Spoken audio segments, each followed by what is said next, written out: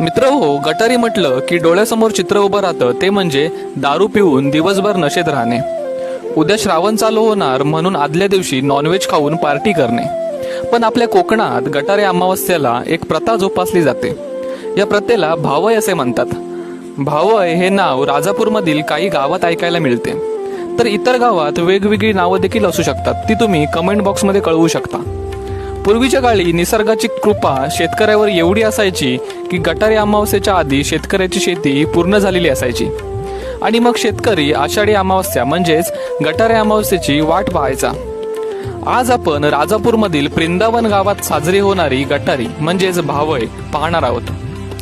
गटारीच्या दिवशी दुपारनंतर गावच्या ग्रामदेवतेच्या मंदिरात सर्व गावकरी एकत्र येऊन खेळ खेळतात. मंदिराच्या मैदानावर पाणी सोडले जाते. त्यानंतर ढोल ताशाच्या तालावर खेळ सुरू होतो. यामध्ये होळीचे